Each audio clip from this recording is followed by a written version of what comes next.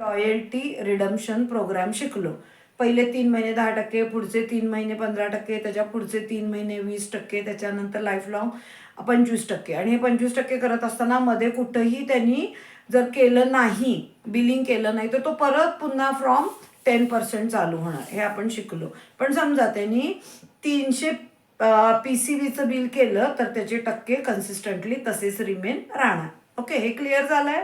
सगळ्यांना क्लिअर झालंय? येस. हां, आता येस ओके, थँक्यू. आता आपल्याकडे एक लक्षात घ्या, जे आतापर्यंत नव्हतं. आपण काय करायचो, एखाद्याला जॉईन करायचो आणि मग घ्या की, मग करा की, मग तुम्ही बिझनेस करणार का, हे करणार का.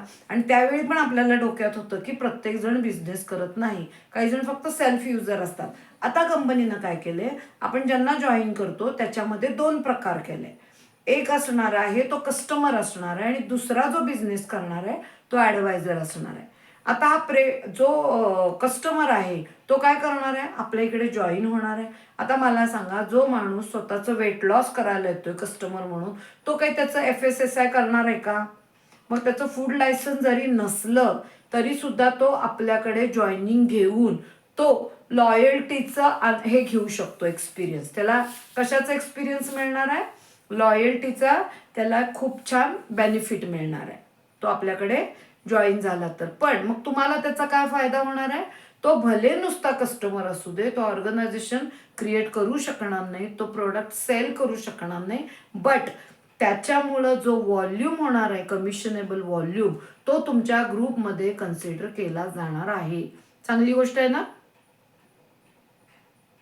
Yes or no?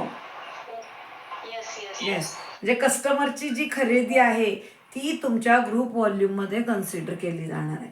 मग आता दुसरी व्यक्ती आहे, for example Vijaya madam, Durga madam, Suraj sir, Chandrakant sir यांच्यासारख्या ज्या व्यक्ती आहेत त्यांना बिझनेस करायचा आहे, त्यांना कंपल्सरी FSSIचं सर्टिफिकेशन खूप गरजेचं आहे. कारण आपण फूड सप्लिमेंट दुसऱ्यांना देतो, त्यामुळं फूडचं सर्टिफिकेशन रजिस्ट्रेशन होणं गरजेचं आहे. त्यामुळं ज्यांच्या कोणाचं फूड सर्टिफिकेशन रजिस्ट्रेशन झालेलं नाही त्यांना 1 तारखेपासून बिलिंग करता येणार नाही.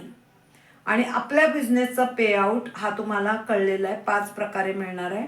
प्रत्येक वीकला मिळणार आहे, एका महिन्याचे 4 वीक, आणि ह्या सगळ्याचा ॲव्हरेज करून परत एकदा 5वं पेआउट मिळणार आहे.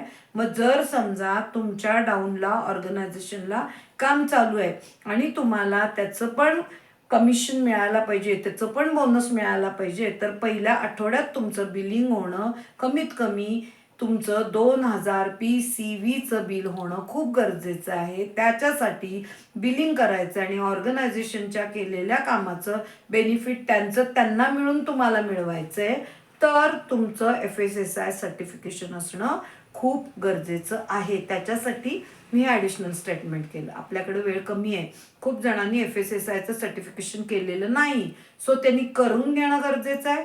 जहारा मॅडमना कॉन्टॅक्ट करा, जहारा मॅडम आणि त्यांचे फ्रेंड ते मिळून तुम्हाला FSSI सर्टिफिकेशन करून घेतात.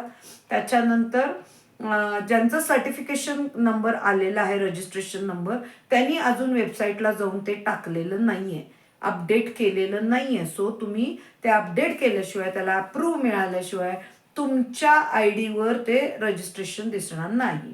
सो ज्यांचं रजिस्ट्रेशन आलेलं आहे त्यांनी वेबसाईटला जाऊन FSSIला अपडेट करा आणि तुमचं रजिस्ट्रेशन नंबर तिथे पुट करून ते अप्रूव्ह करून घ्या तुमचा ID. ओके, इथपर्यंत क्लिअर आहे? येस. उद्या तुम्हाला पुढचं